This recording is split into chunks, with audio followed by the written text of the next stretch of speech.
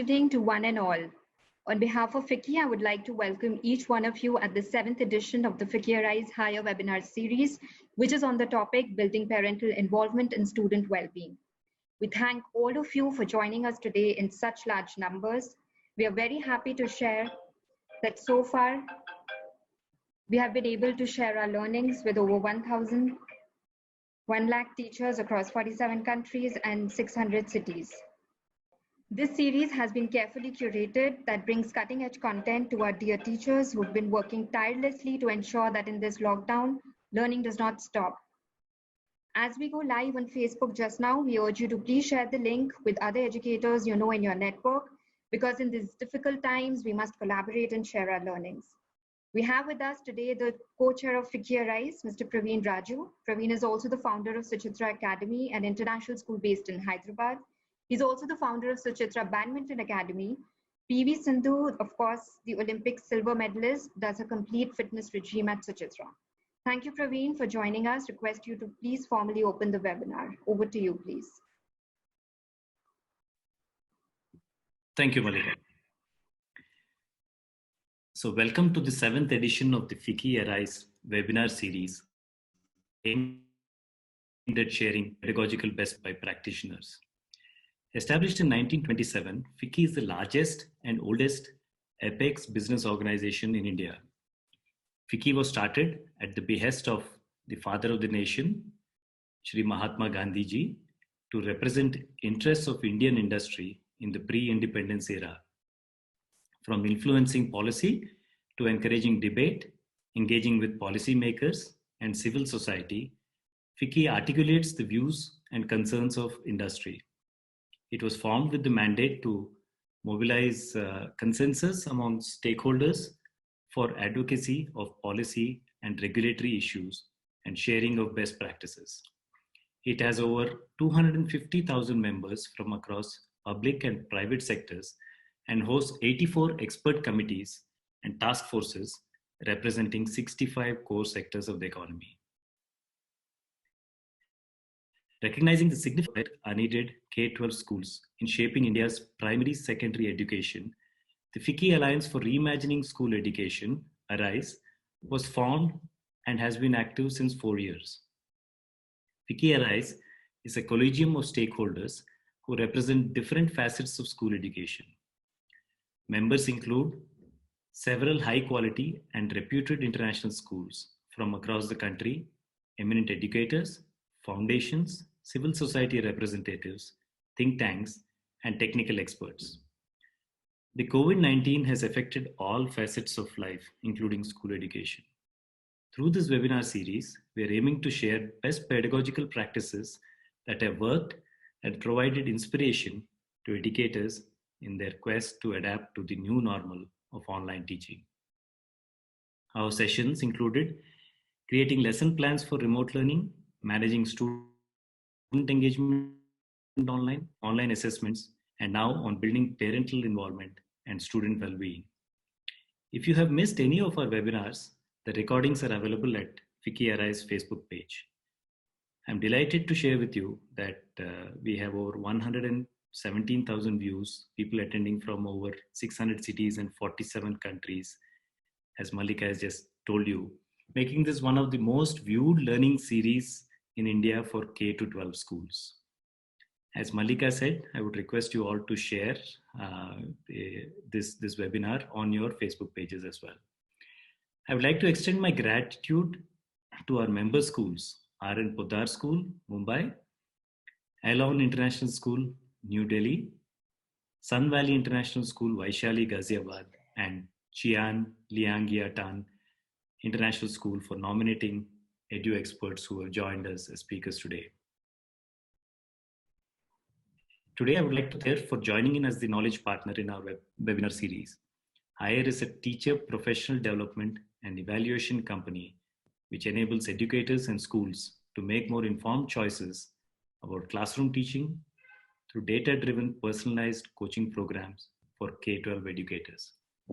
I would like to also welcome the expert speaker from China, Dion York, who has joined us today on the session on building parental involvement and student well-being.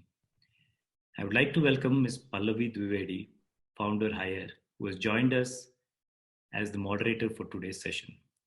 Pallavi is an education policy specialist, having previously worked with the UN and the Government of India and has trained teachers across curricula.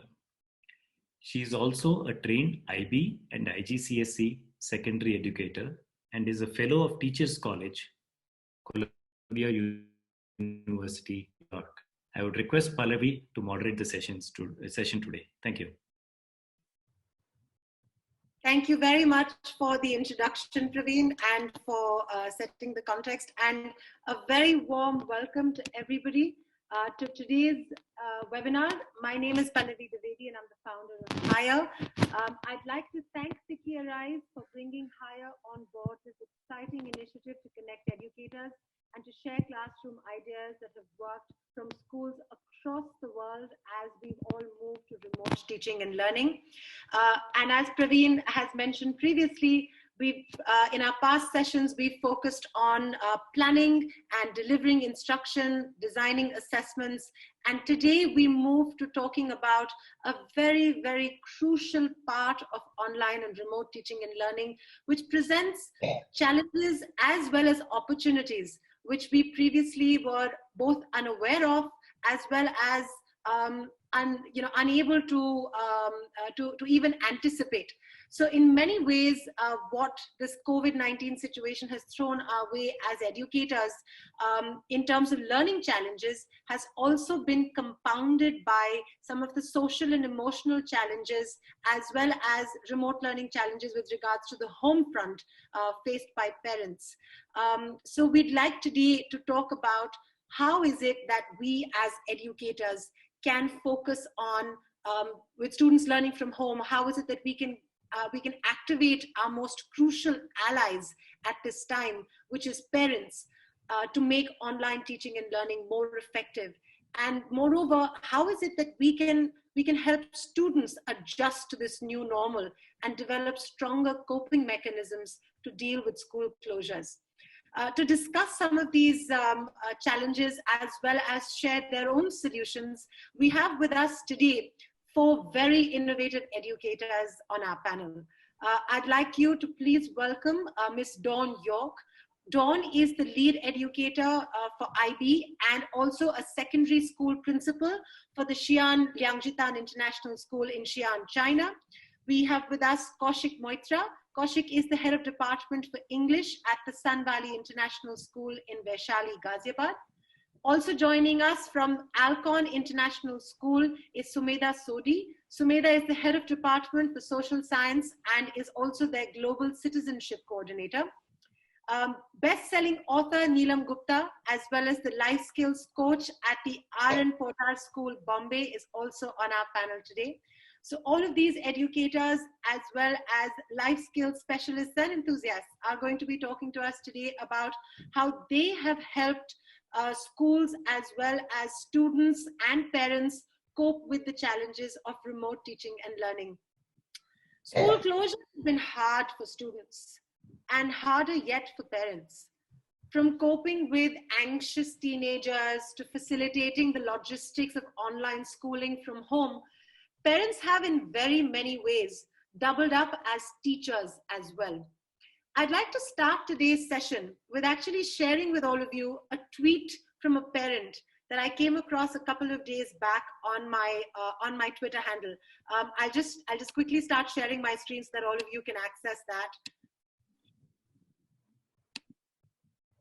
This tweet actually it spoke to me on 2 particular points.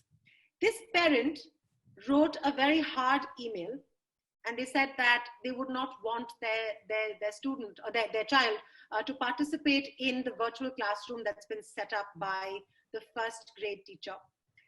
And she also said that we cannot cope with this insanity. Survival and protection of their child came first for this parent. This tweet spoke to me for 2 reasons.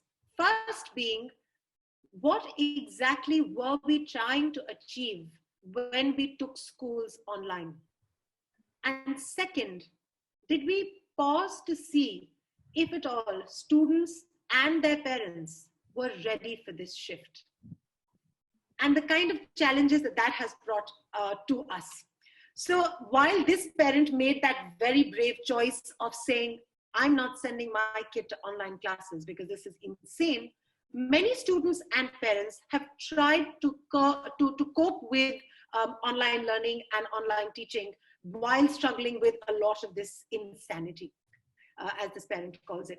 So when we talk about building parental involvement and student well-being, what are some of the things that we want to factor in order to avoid this situation becoming an insane situation for both the parent as well as the student? And also, what are some of the ways in which we can actually help parents become our allies as we assist students and ensure that learning goes on unhindered? So the three most important things that we're going to be focusing on today is A, the social and emotional learning for our students. How is it that COVID-19 and the lockdown and the ensuing school closures have posed particular challenges for social emotional learning for students? And how has this also become an opportunity for reflection? Are we being able to get our students to think about the way in which they feel and reflect on the world around them? When we see disturbing images in the media, when we see pictures of hungry people, when we see hard-hitting images and statistics of people dying, of countries burying entire... Just a reminder, just a gentle reminder, yeah. So what is it that we'd like to get our students to focus on when we think about reflection? And lastly, we want to focus. We know that academic learning is very important, but is grading students at this point in time, is the added pressure of assignments, of completing work, of deadlines, how do we navigate that very tricky terrain at this point in time and make sure that students and parents both don't actually crumble under those pressures? So to set today's discussion going, I'd like to invite our first speaker, Kaushik Moitra from Sun Valley School, to talk to us a little bit about what their school has been doing over the last couple of months to actually help students tide over to remote schooling and learning. So over to you, Kaushik.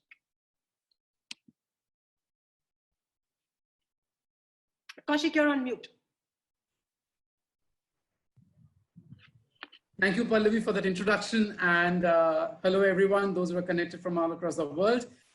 We'll just quickly start. I'll just tell you through my presentation as to how we are dealing with the various strategies to breach the divide and connect with students and parents to achieve the desired results, especially at the time of this lockdown.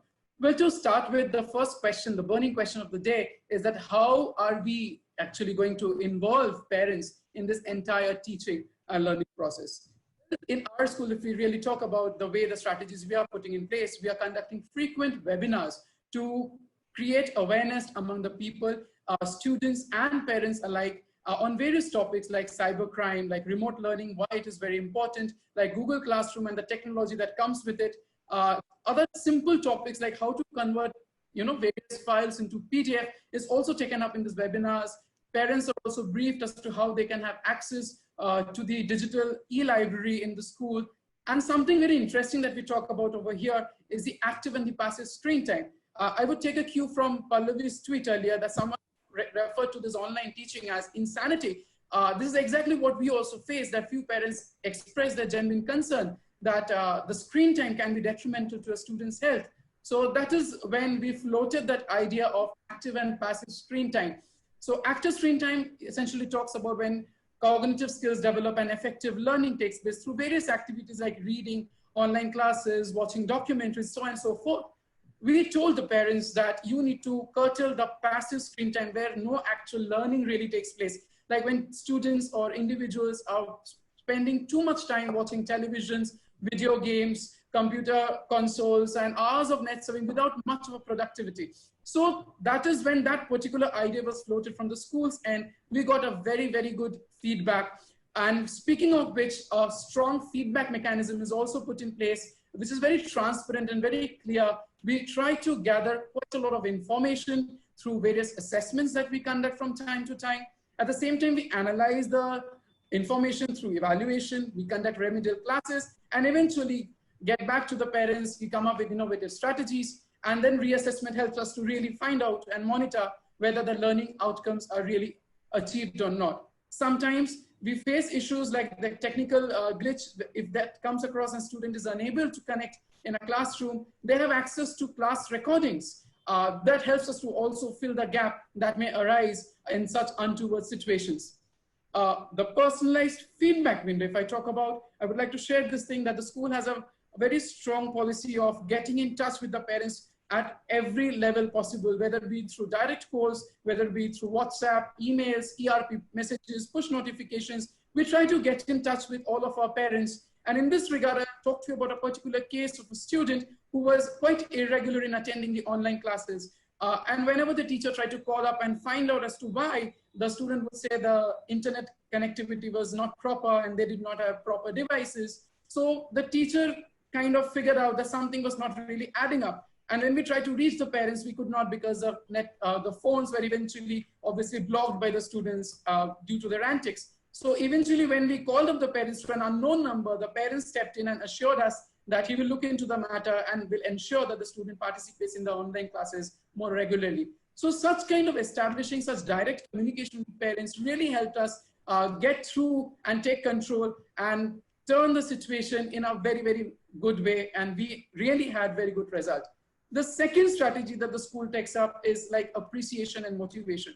We kind of award these digital badges and stickers to the students at the primary grades, and we display these creative works that are created by the students on social media platforms where an opinion poll is created, and the students participate very willingly and very enthusiastically. And even the parents share their feedback that it is kind of very nice. And the reason is that how does this motivation really work? I'll tell you about this, the online, the digital badges that I spoke about and the stickers. It is a matter of great pride for these, tiny tots. They talk about how many stars they've really collected. And these stars are not awarded for completing a work in an absolute perfection with perfection, but we award them taking into account and acknowledging the fact these tiny young children have actually managed to upload a work into a digital front, going through various multiple pages and multiple software. So that itself is a task. So somewhere as teachers, we understand that this lockdown period has also equipped our children to be technologically very advanced and technologically very, very empowered. And that is what calls for a good gratification. And such kind of motivation and positive counseling really, really help our teachers to achieve the desired results. The technical support team of the school has also been phenomenal.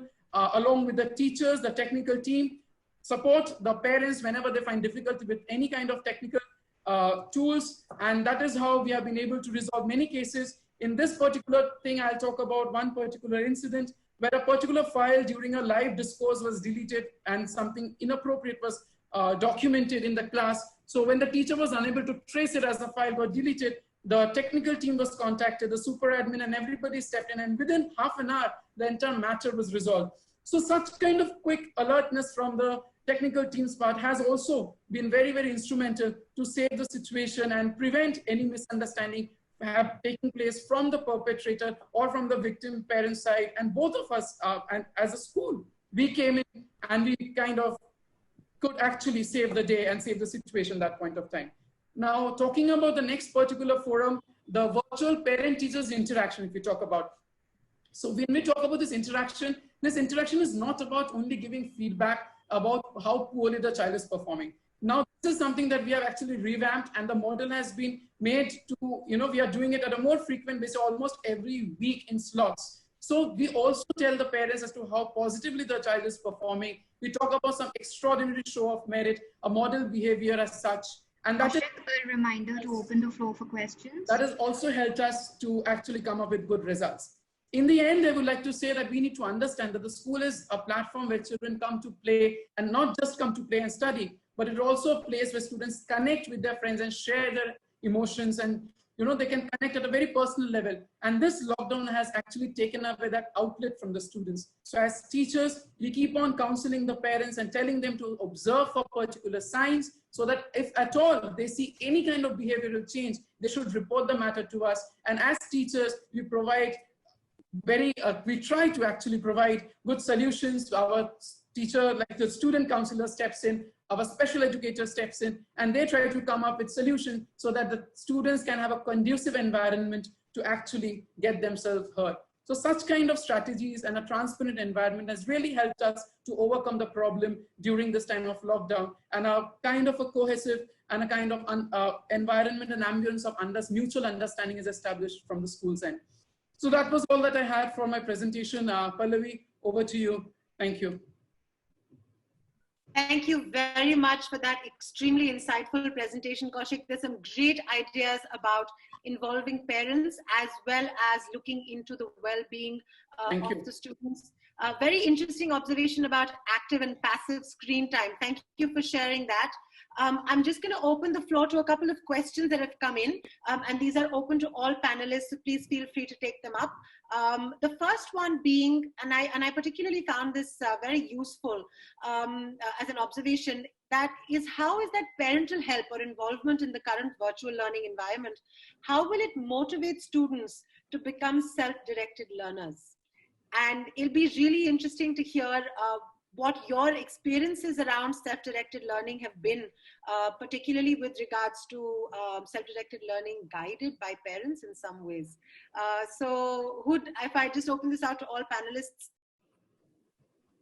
I would like to answer this question, ma'am. Sure, Sumedha, go ahead. Yeah, so I think the platforms like Seesaw and the platforms like blogging and sharing the websites with the parents, where the parents also become partners in the learning with the child, and they can also share their feedback about the activities, and also whatever live quizzes we are having in the classroom because of the virtual classroom teaching experience. So the results of those quizzes are shared through the mail, and thanks to artificial intelligence, that all the data analysis is done by these apps only, through which we can share the feedback instantly just by entering the parents' email ID. And the parents are able to see that what the child is doing and how much learning outcome has been achieved.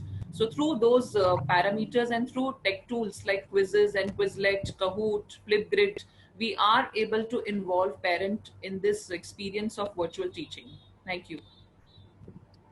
Thank you so much for that answer, Sumedha. Anybody else who'd like to add? I would like to add in particularly here that it is not just that we are actually directly involving the parents always to participate, as ma'am rightly pointed out, that they can also engage themselves in such kind of mutual activities with their ward. But at that sometimes parental supervision is necessary to ensure that the classes can actually take place smoothly. Because sometimes when online assessments are being conducted, the students have access to the resource materials with them. So in such a condition, parental involvement and parental supervision becomes very, very crucial to ensure that a fair way of assessment, a fair way of feedback reaches us, so that as a school, we can function very effectively. So that is where parents comes in as, an ally with us, that we can, coordinate, and we can tie up together for a better networking and understanding, you can say. Thank you so much for that, Kaushik. With that, I'd like to move on to our next speaker for this evening, Sumedha. Sumedha, over to you to talk about what you've been doing at your school and at your grade level to involve parents and promote student well-being. Yeah, thank you so much, ma'am. I would request you to share my presentation.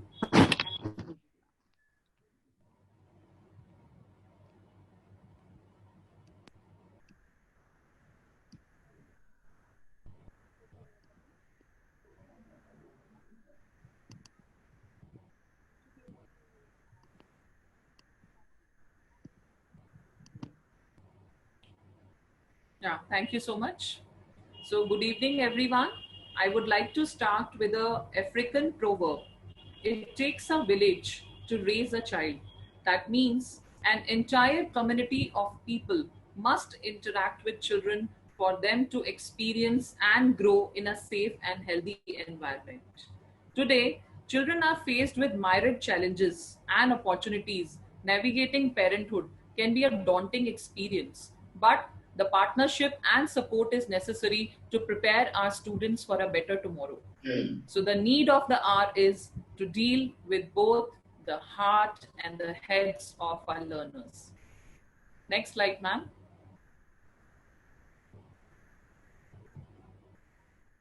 So these are the various challenges our learners are facing with the remote learning.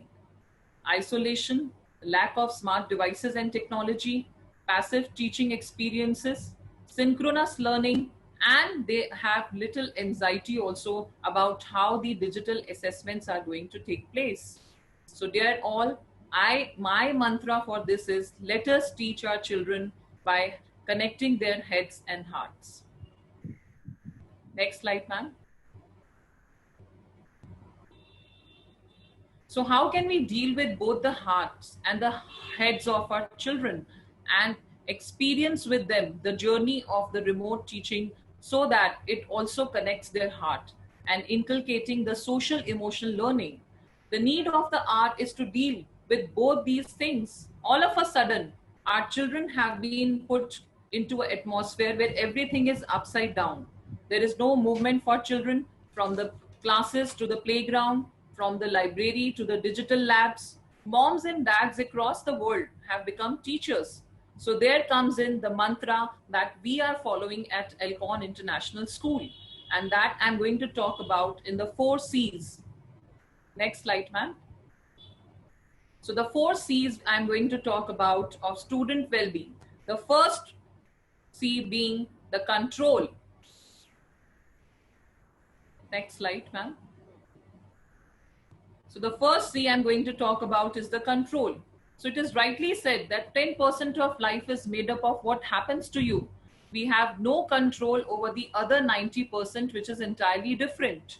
So we need to talk to our children that we don't have control over many things in our life. So let's inculcate and let's do our bit. We are conducting virtual morning meetings and virtual morning assemblies with our children to inculcate the things like empathy, the resilience, the relationships, how important the self-confidence is, the power of positivity. So all these themes related to social and emotional learning in the child are being taken up in the morning assemblies so that the child is actually working upon these themes. And it is the children only who are planning the virtual assemblies in form of PowerPoint presentations, in form of videos, and then they are shared with all other classes to be conducted in the virtual classroom atmosphere. The next C I'm going to talk about is the challenge. Talking about it, we have to look at the situation. We have to look at a situation as a challenge rather than a problem. Rather than looking at negatively, we should find a chance of growth in it. We should rather think about challenges as a situation to improve upon.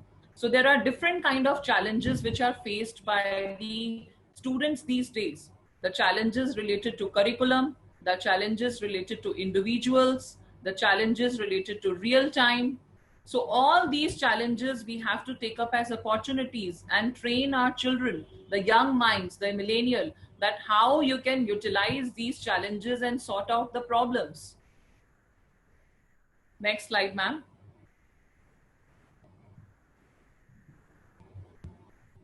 Thank you so much. So let's find a chance of growth in the challenge and have a motivational melting pot.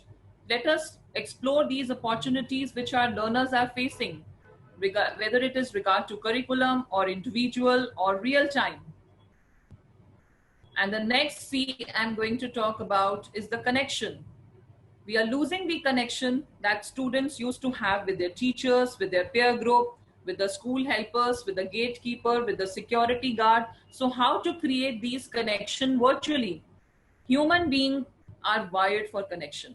And to make this connection virtually at Alcon International School, we are organizing virtual parent-teacher meetings. We are organizing Know Your Child presentation, where every homeroom teacher is supposed to highlight the abilities, the dislikes, the likes of all the students in the classroom using tools like web page, Flipgrid, Kahoot, MS Forms. We elicit the entire information about the children, and then we present that through a presentation called Know Your Child presentation in front of all the subject teachers and school leaders, acquainting everyone about the child, and that helps in maintaining a connection with the child. Another beautiful celebration that we are doing with our children is the virtual birthday parties. Every child virtual birthday celebration is done during the morning meeting hour. And these are the peer groups who are planning all these birthday parties and sending wishes on through Padlet, through Facebook, through WhatsApp group. We are creating videos for the children. We are engaging their parents to bake the cake on the birthday of the child. So this is how parental involvement can help us in connecting with the child. I would like to share an anecdote here that as a homeroom teacher, once there was a birthday of one child and I called the parent and requested the child that I want the childhood photographs of your ward. I want to celebrate his virtual birthday. A general reminder, please. Yeah, let me tell you, the parent also started crying that, ma'am, I could not believe that school and teachers are taking so much of pain, that you have called me asking for his photographs, likes, dislikes, and you are planning such a party. So such kind of anecdotes give lot of strength to the parents and help us make connection with the children also. And the last C I'm going to talk about is the commitment. Parents' commitment have shifted now. Now the roles have been reversed. The parents are the teachers, the parents are the principals. So the commitment has blended now. Few learning tips for the families and the parents in this need of the hour is: keep emotional health a top priority for your child. Create a consistent learning environment at home. Engage children in learning activities. Parents need not replace the teacher, but they can serve as a guide, as a mentor to the child. They should look for learning moments in the things like cooking, washing, cleaning the house, sanitizing the house. Provide encouragement and support, and have your child also teach you. It is a great way. If you discover this, they really understand something and gives them an opportunity to act like an expert. And I would like to end my presentation and sum up with a quote: education is a shared commitment between dedicated teachers, motivated students, and enthusiastic parents with high expectations. Thank you so much.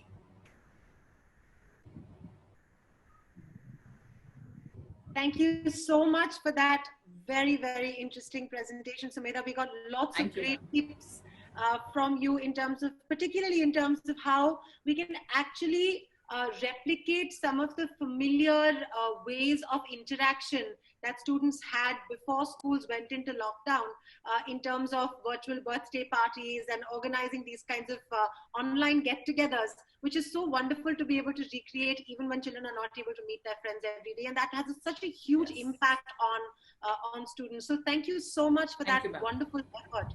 Thank you. Okay, couple of questions that have come up that we can just quickly pause and take now. The first one is that a lot of times we face this challenge where parents are not very tech savvy. They themselves don't know some of the tools that are being used by you in school. So how do we involve parents like that and bring them onto the same table?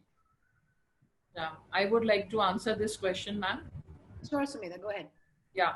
So I have also faced this issue in my class. There are some students who belong to economically weaker section and they do not have access to technology. So as a teacher, I call them weekly and I try to make sure that whatever learning material is shared by the teachers in the class is sent to those children on at least WhatsApp. If not, everyone these days are having the smart devices, but the limitation is that they do not have internet facility. They do not have Wi-Fi, or even the smart devices is limited in the house with the 4 or 5 children having virtual classes. So once a week I talk to them, and some in our school there is also a provision that school support system is taking care of it, and they are going to the houses of the children. They have the addresses and they are delivering the printouts, the worksheets to such children, the support staff who live near the school, because generally these economically weaker section children, they live in the vicinity of the school within 1 kilometer of the distance. So it is easy to map them and go to their houses and deliver whenever it is possible. So this is how I think we can connect to those parents, so that the difference between the bridge between the have and have nots have to be also taken care by the teachers and the school leaders. Thank you. Thank you so much for that, Sumira. Stupendous effort by your school to keep learning going for everybody across the economic spectrum. So really kudos to that. Okay, on that note, moving on to our next speaker, Neelam. Neelam, over to you to talk about some of the amazing work you've been doing as the life skills coach and how you've taken life skills coaching online at this time. So over to you, Neelam. Thank you so much, Pallavi.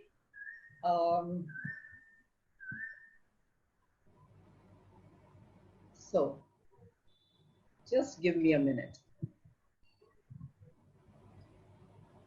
Okay. So, good evening, everyone. I would like to talk about the magical bridge we succeeded in building during the lockdown with our students and our parents, and that bridge was Life Skills Bridge. For that, I'd have to take you back to 2003, when a chance encounter with Mrs. Avnita Beer, Director Principal of RN Podar, who was looking to empower her children with beyond academic classes, with communication classes. And me, I was a chief of communications back then. We immediately hit it off and struck on the idea of starting unique modules, which would actually be, we titled them life skills much before the term started trending and became mainstream. We decided two things. First, life skills sessions would not be out of any books. They would be straight from my experience, my life, straight from their heart to mine, and vice versa. The second thing we decided, that to enable open sharing, we would have to build a very open school culture. So RN Podar School, as you know, is a very, very progressive school. We brought parents and students on the same page. We did lots of initiatives with parents, you know, the open house, the orientation, and the door of the school was always open. The life skills teacher's door, the principal's door, where parents could come in and talk about their concerns. We also started a blog called Kids Club, where all of us were partners.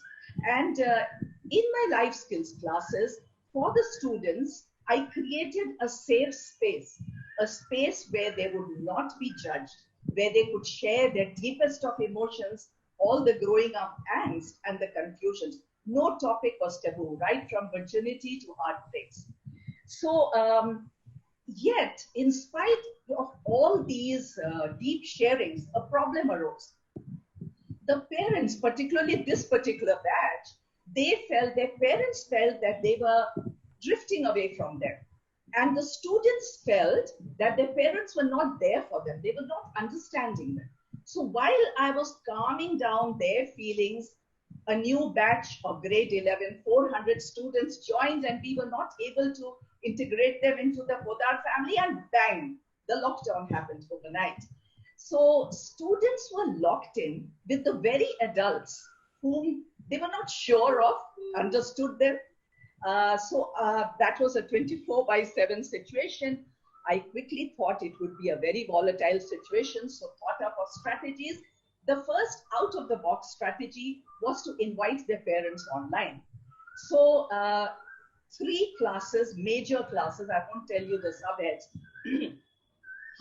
First was dealing with the fears and anxieties of the coronavirus times. And the second was equipping our students with communication skills, and then with relationship skills. In that area, I talked about the power of strokes, the transactional analysis, and all the assignments that I gave them was centered around doing with their families, you know, bonding with their parents, using those techniques, those emotional tools, and noting it down in their life skills journal. So then started the relationships classes, where they started building perspectives. First was with their mom, then with their dad, and we went totally through all the popular cinema to make students understand that there are many shades of a parent's love. A parent can be, very quiet. He can be aggressive. He may be a little harsh in the way he says it, but the intention in that is always right.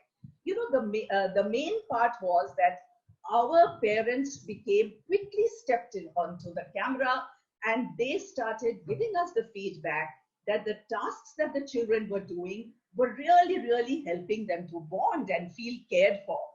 And then another bomb exploded. That was the boys' locker room incident and the girls' locker room incident. Now, being a school that does not sweep anything under the carpet, I took it head on, held these digital classes for the children, and the students themselves, they researched and they made impassioned speeches about who is to blame in this situation. Mass media, educational system, mentality, and the parents were all there. That was the most heartbreaking thing. The parents shared their views. When I asked them to make that difficult conversation with their 17-year-olds, they found the courage to do so. And they were really, really grateful for opening up the channels. I want to tell you all that, yes, it has been a very happy outcome for us. In fact, the new normal, teaching during the new normal has worked for us, because there has been explosion in sharing and popularity of our life skills sessions. You can see those small bubbles. They all represent a cute, curious bubble of student. And everyone wanted to talk and everyone wanted to participate. We had to close the doors at 250 participation at one point. In fact, once it was the principal and the headmistress who got locked out because there was no space for them in the class.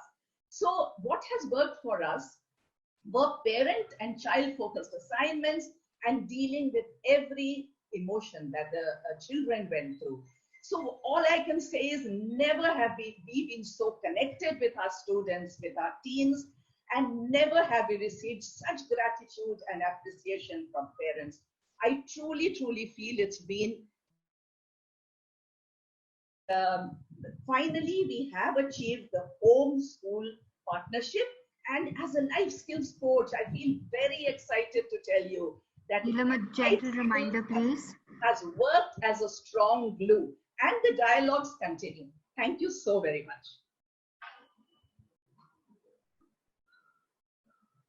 Thank you so much for that extremely amazing insight into what your school has been doing at this hour. It's absolutely fascinating to see how your school culture has actually managed to sustain such fabulous conversations even as you've moved online and addressing important issues that have actually emerged during this period of lockdown, such as the unfortunate incident with the boys' locker room chats, and being actually able to have open conversations around them goes such a long way in actually getting your students to come out and talk about things openly and make them more reflective individuals. So thank you so much for that. So much it's wonderful to hear also how many schools are now actually moving forward and emerging out of the lockdown. So some great learnings for us there, in terms of understanding what our next steps could and should look like, and what are some of these things that we should consider when we're thinking about having navigated our students from brick and mortar classrooms to online, to now perhaps thinking about what will it look like when they come back to classrooms. And what sort of social and emotional support will they need at that point in time, and how will we transition the parents to that move as well? So Dawn, who's speaking to us from Canada, is actually the principal of a school in Xi'an. So she is multitasking between these two time zones and is also here with us today to talk a little bit about how their school has actually opened up and what their experiences have been around remote learning and then transitioning back to regular classrooms. So over to you, Dawn, to talk about your experiences. Okay.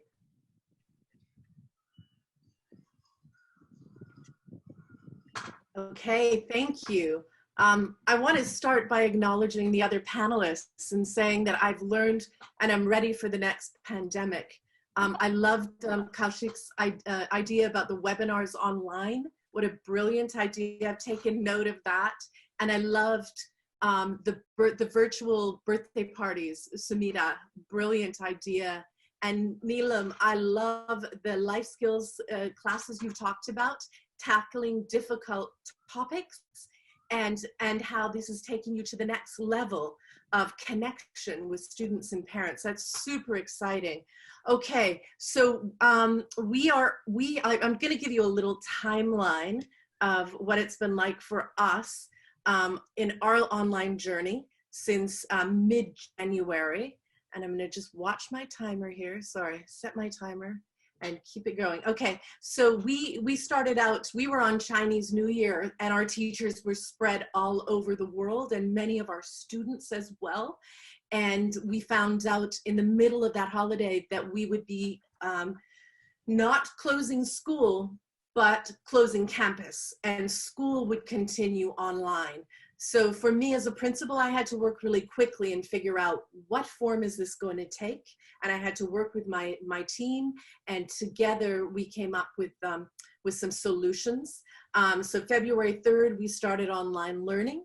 And then months later now, the teachers and students who are in Xi'an return to class, to return to campus. And others of us are teaching online. My other teachers are teaching online. So we have a fusion, a big screen in the classroom, students at social distance wearing masks are learning in the classroom, while others are learning wherever they are in the world.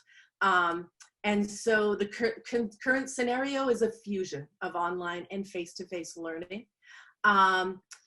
So some of the ways that we have connected with our parents and considering social and emotional learning, we have 3 report cards per year.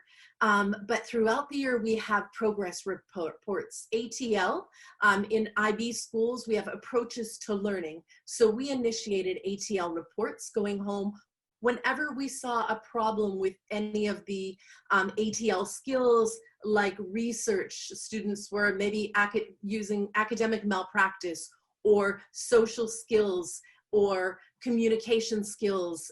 Some of the teachers talked about kids ghosting, leaving the online chat and disappearing. That would be a self-management skill or a communication skill issue. So we increased our ATL reports, and over the first 2 months, every teacher wrote an ATL report for every student. Good, and there can also be really good ones. When a student is doing really well, we encourage the communication about a student excelling in a skill area. And for the social and emotional learning, we always have groups of meetings of the different year groups. So groups of teachers communicated at every level and determined who were the students of concern. And often they'd be having issues in multiple classes. They'd be ghosting, leaving the class, or sign in at the beginning and not have their screen on, and then they would be called upon, where are you? So we wanted to find out emotionally, socially, what was going on for those kids. Not everybody has a healthy home life. Not every teenager gets along really well with their parents. So it's really important for us to have, their back and to support the teacher and support the student and the parent. So we set up mentors for students who are falling between the cracks, students of concern. And something we did, I know Kaushik talked about this earlier, we did a lot of surveying, and we'll continue to do that with our fusion approach. But we surveyed teachers, students, parents from the first weeks into months later. How are we doing? What's going well? What do we need to do differently? And from this, we came up with we got some really good feedback, and we changed some of our practices and things we were doing. We started having some unplugged sessions and giving more time for students to complete tasks instead of, we were doing synchronous learning. We continue to do synchronous learning, but we allowed more time for the students to do what they needed to do.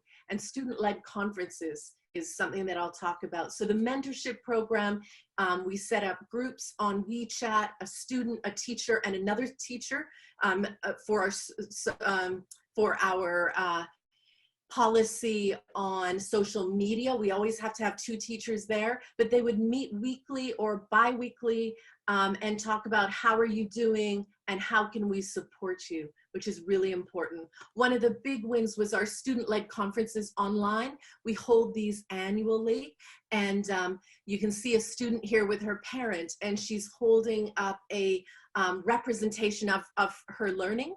And we had students, so you'll see me at the top. I was in this interview with an amazing Korean student and her father, and she walked through the representation of her learning. She talked about big ideas, conceptual understanding, transfer of learning, not about content, but about the real metacognitive stuff and the real shift in thinking that our students in the IB programs experience. You can see sitting side by side, mother and child, or father and child. These were really, really powerful. I'll show you here. These are some representations. These are some MYP5 students. These are representations of learning, the child's own representation of their learning, and you can see lines there, a tree, making connections. And this is on the right is an MYP student and his representation of his learning. We support the parents by giving them some questions that they can ask their child. Often the children are so keen and they don't need the parents to ask questions, but if they do, we help them out. And it's also multilingual. We ask the students to speak in English first, even if the parent can't understand English, and then speak in the mother tongue to translate. So these have been some big wins and some really powerful things that we've done online to support that connection between parent, child, and school, and that social and emotional learning. I'm out of time. And student agency has been at the center of this work. And that's it. I will unshare. Okay. Okay, thank you so much for all that exciting work you've been doing, Dawn. Amazing to see student-led conferences being done online. And I'm sure that it must have been amazing for parents to witness all the great work the kids are continuing to learn and continuing to grow even when schools have moved online. It's very reassuring for parents to see that kind of learning and growth, and which is why student-led conferences are or should be an integral part of every student's reflective process, as well as promoting parent involvement. Dawn, there's a question that's come up particularly for you with regards to ATL skills and how you've perhaps tried to link those to social emotional learning as your school has moved online. So would you like to take that one up? Sure. Well, affective skills are incredibly important. Part of self-management, the affective skills, mindfulness, and teaching students to be able to breathe and take a step back when they're stressed out. Our counselor has really been involved with setting up the mentorship groups, supporting the students with their affective skills and that social and emotional piece. And back at school, our counselor is in Oregon in the US, but we have set up in our office an iPad. So students who are needing to talk about, wow, it was really hard being home with my parents for the last 3 months. I'm really stressed out. There's been a lot of fighting. They can go into her room in a private space and have a conversation. So we're continuing that with our fusion approach to online and face-to-face. That's great. Thank you so much for that, Dawn. There's one question that's come up, which I found was particularly interesting. So I'll open this out to all of you, and to Neelam in particular, because you've got so much experience working with parents. How is it that we can have our students understand their parents? So this I thought was, I mean, flipping the wheel around a little bit. So we're trying to get the parents to understand the students all the time. How do we get the students to understand the parents as well? So any suggestions? Yeah, may I answer that? May I answer Neelam, that? please go ahead. Yeah, so I just thought it's a two-way street. There's no quick fix. It's just to open the minds of both.